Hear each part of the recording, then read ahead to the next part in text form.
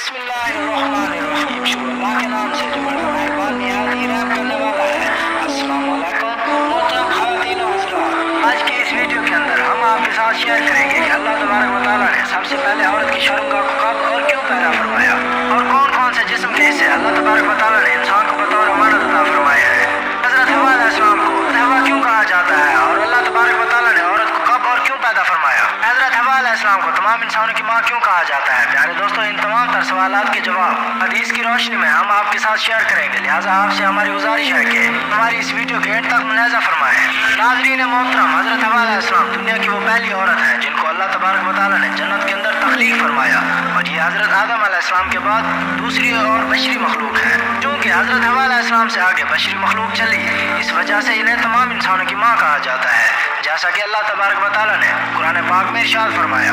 وہی ہے جس نے تم کو ایک جان سے پیدا فرمایا اور اسی سے اس کی بیوی کو بھی پیدا فرمایا تاکہ وہ اس سے سکون حاصل کر سکے۔ حضرین محترم، اس آیت سے پتہ چلتا ہے کہ اللہ تبارک و تعالیٰ نے عورت جیسی حسین مخلوق کو آدم اور ان کے بیٹوں کی تسکین کے لیے پیدا فرمایا ہے تاکہ انسان عورت کے قرب سے سکون حاصل کر سکے۔ روایت میں آتا ہے کہ حضرت آدم علیہ السلام جنت میں کچھ اکیلا پن محسوس کرتے تھے، کیونکہ جنت کے اندر آپ کے جن سے آپ کے علاوہ اور کوئی مخلوق موجود نہ تھی۔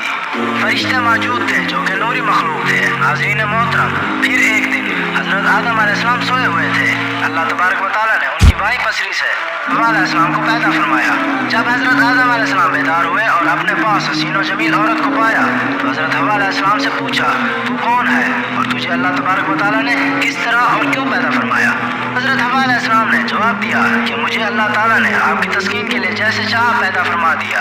پھر آپ کے دل کے اندر ان کے حسن و جمال کو دیکھ کر قریب ہونے اور چھونے کی خواہش پیدا ہوئی، جس پر آپ علیہ السلام ان کی طرف آگے بڑھے، لیکن اللہ تبارک و تعالیٰ نے آپ علیہ السلام کو منع فرما دیا اور حکم ہوا کہ پہلے اس کو نکاح کا پیغام دو اور نکاح کرو، پھر اس کے بعد قریب ہو کر ان کو چھو سکتے ہو۔ چنانچہ آپ علیہ السلام نے اللہ تبارک و تعالیٰ کی بارگاہ کے اندر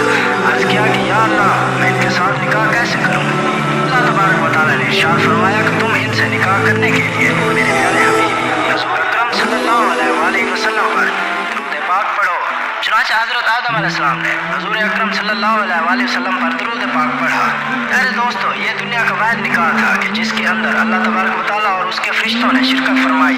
جب نکاح ہو چکا تو حضرت آدم علیہ السلام نے حضرت حوا علیہ السلام سے کہا کہ آپ میری طرف چل کر آتی ہیں یا پھر میں آپ کی طرف چل کر آؤں۔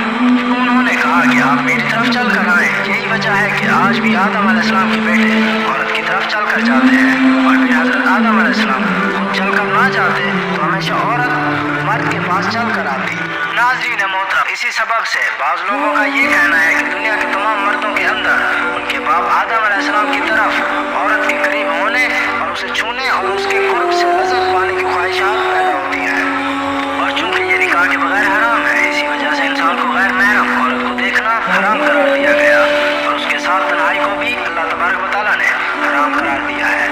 کیونکہ یہ چیزیں انسان کی فطرت کے اندر داخل ہیں۔ روایات کے اندر آتا ہے کہ اگر تمہیں کوئی یہ کہے کہ پہاڑ نے اپنی جگہ چھوڑ دی تو اس بات کو مان لو، لیکن اگر تمہیں کوئی یہ کہے کہ کسی انسان نے اپنی فطرت کو چھوڑ دیا تو کبھی یقین نہ کرو، کیونکہ کوئی بھی انسان اپنی فطرت سے کبھی بھی بدل نہیں سکتا۔ پیارے دوستو، امام جلال الدین سیوطی نے اپنی کتاب فن و نکاح میں اس بات کو ذکر کیا ہے کہ بے شک شرمگاہ انسان میں اللہ تبارک و تعالیٰ کی امانت ہے، اور آپ نے فرمایا کہ سب سے پہلے اللہ تبارک و تعالیٰ نے عورت کی شرمگاہ کو پیدا فرمایا،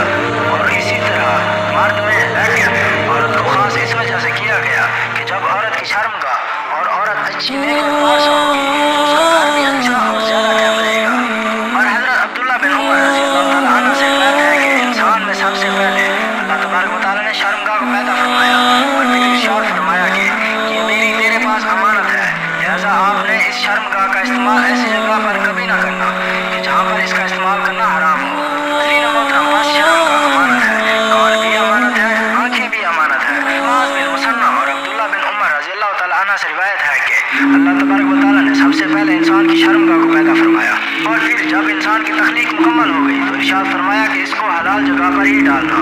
ابن اسحاق نے روایت کو بیان فرمایا کہ جب اللہ تعالیٰ نے حضرت آدم علیہ السلام کو پیدا فرمایا اور پھر اس کے بعد ان کی زوجہ حوا کو پیدا فرمایا تو اللہ تبارک و تعالیٰ نے ان دونوں کی طرف ایک فرشتے کو بھیج دیا کہ اس سے कहा कि जाओ और हजरत आदम अलैहिस्सलाम को हम बिस्तरी का तरीका भी सिखाओ और उन्हें हम बिस्तरी करने का हुक्म दो। फिर जब हजरत आदम अलैहिस्सलाम ने हजरत हवा अलैहिस्सलाम से इसी तरीके के मुताबिक हम बिस्तरी की तो हजरत हवा अलैहिस्सलाम ने हजरत आदम अलैहिस्सलाम से फरमाया, ए मेरे शौहर आदम, ये काम तो बहुत अच्छा है और मेरे साथ ये काम और ज़्यादा करो। प्यारे दोस्तों, इस रिवायत के बारे में बाज़ उलमा का ये कहना है कि ये हदीस बातिल है। लेकिन मोहतरम, इन तमाम रिवायात से हमें पता चलता है कि अल्लाह तबारक व तआला ने औरत के अंदर सबसे पहले उसकी शर्मगाह को पैदा फरमाया। इसकी वजह ये थी कि क्योंकि इसी के ज़रिए इससे आगे नस्ल इंसानी चलनी थी और इसी सबब से अल्लाह तबारक व तआला ने इस उद्यम को अपनी अमानत करार दिया है। नाज़रीन मोहतरम, रिवायात के अंदर आता है कि हज़रत हवा अलैहिस्सलाम की तख्लीक के बाद एक दिन फरिश्तों ने हज़रत आदम अलैहिस्सलाम से बतौर इम्तिहान ये सवाल किया कि हज़रत हवा अलैहिस्सलाम का नाम हवा क्यों रखा गया है। पाक अलैहिस्सलाम ने फरमाया कि अल्लाह तबारक व तआला ने उनको जिंदा इंसान से पैदा फरमाया है, इसी वजह से उनका नाम हवा अलैहिस्सलाम रखा गया। नाज़रीन मोहतरम, ये बात याद रखें कि एक मकाम पर हुज़ूर अकरम सल्लल्लाहु अलैहि वसल्लम ने इरशाद फरमाया, उस शख्स का कोई ईमान नहीं होगा जो कि ईमानदार ना हो, यानी कि अमानत की हिफाजत करने वाला ना हो। लिहाजा आप तमाम मुसलमानों पर ये लाजिम है कि वो अपनी आंखों, कानों और शर्मगाहों की हिफाजत फरमाएं और उनको सिर्फ अल्लाह तबारक व तआला के हलाल करदा कामों के अंदर इस्तेमाल करें। लोगों का कोई भी ईमान ना होगा जो कि इनको हराम कामों के अंदर इस्तेमाल करेगा और कहीं इन चीज़ों को हराम कामों के अंदर इस्तेमाल करना ईमान से महरूमी का सबब बन जाए और ईमान से महरूमी ही जहन्नम का सबब बनेगी। नाज़रीन मोहतरम, हुज़ूर अकरम सल्लल्लाहु अलैहि वसल्लम ने इरशाद फरमाया कि उस शख्स को क़यामत के दिन अर्श का साया नसीब ना होगा। उस दिन अर्श के अलावा और कोई साया ना होगा कि जिसे किसी हसीन व जमील औरत ने ज़िना की दावत दी तो उसने मान ली। तो अल्लाह तबारक व तआला से दुआ है कि हम सब मुसलमानों को ज़िना जैसी लानत से हिफाजत फरमाए। उम्मीद है दोस्तों आपको वीडियो अच्छी लगी होगी। मज़ीद ऐसे वाक़यात और इंटरेस्टिंग वीडियोज़ देखने के लिए हमारे चैनल प्यारी बातों को सब्सक्राइब कर लें। मिलते हैं एक नए वाक़ये और नई इंटरेस्टिंग वीडियोज़ के साथ। इजाज़त चाहता हूँ। अल्लाह हाफ़िज़।